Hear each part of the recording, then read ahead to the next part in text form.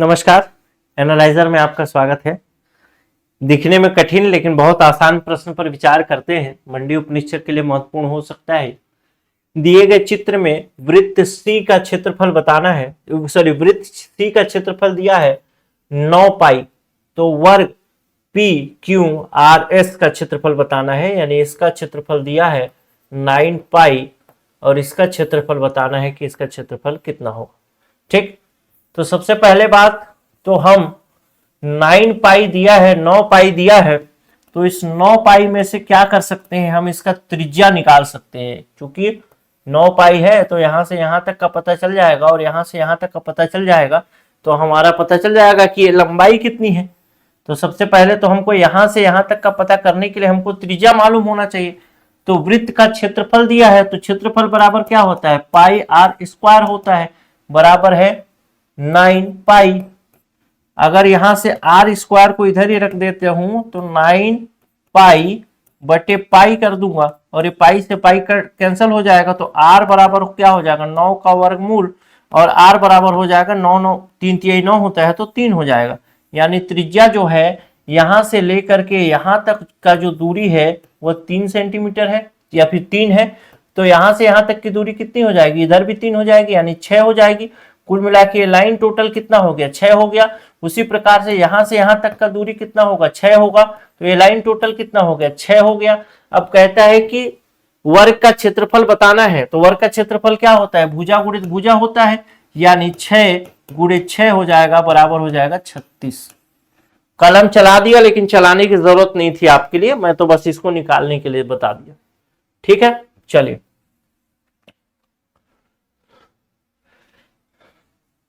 निकालो बेटा। ऐसे ही सवाल पूछता है तो थोड़ा ध्यान से मेहनत से चलोगे तो बन जाएगा, कोई दिक्कत नहीं। एक और प्रश्न देख लेते हैं। कहता है ए और बी की औसत आयु 20 वर्ष है, यदि सी ए के स्थान लेता है, यानी कुल मिला के कहता है सी और बी की औसत आयु 19 वर्ष है।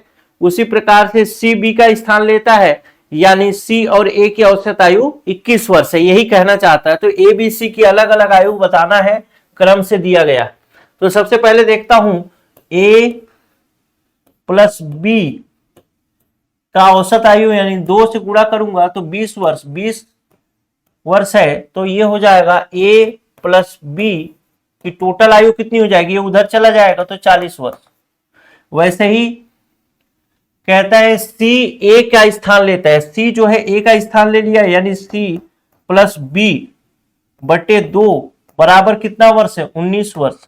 कितना हो जाएगा, सी धन बी बराबर हो जाएगा 38 वर्ष, क्योंकि ये उधर जाके मल्टीप्लाई हो जाएगा। फिर कहता है सी बी का स्थान लेता है, यानी ए यहीं पर है, प्लस सी कहता है, क्योंकि बी के स्थान पर सी आ गया, बटे 2 हो गया, बराबर कहता है 21 वर्ष है।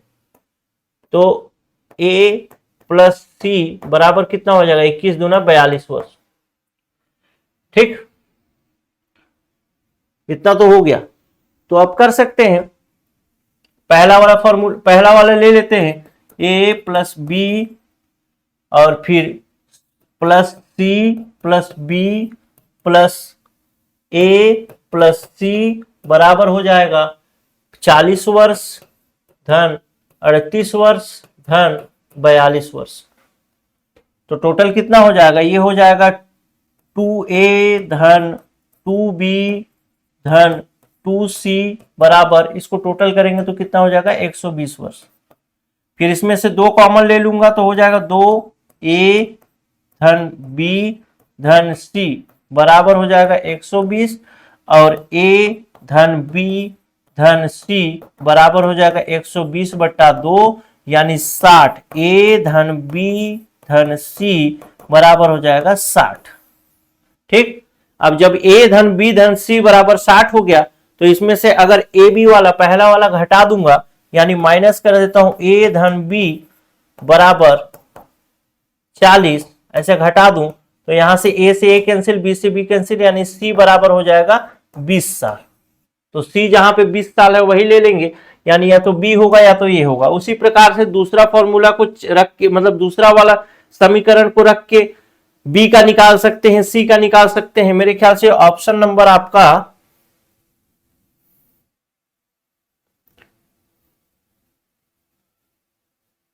c बराबर 20 हो रहा है, तो दूसरा निकालेंगे, दूसरा भी निकाल लेते हैं।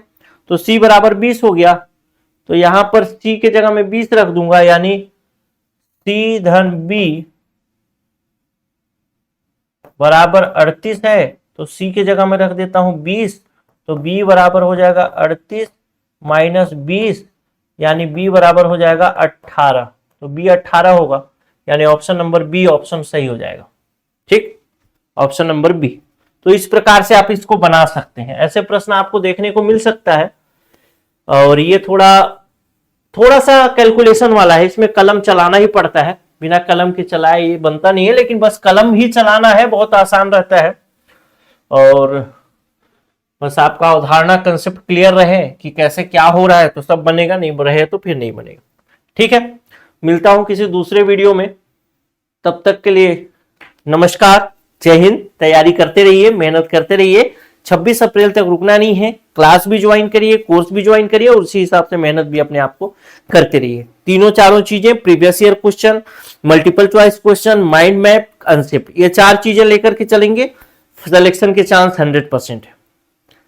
तो अपने आप को बस फील करिए कि आप मंडी उपनिरीक्षक बन चुके हैं, लेकिन बनने से पहले का जो मेहनत है वो बस आपको करना है, उसके बाद आपका सिलेक्शन है। नमस्कार।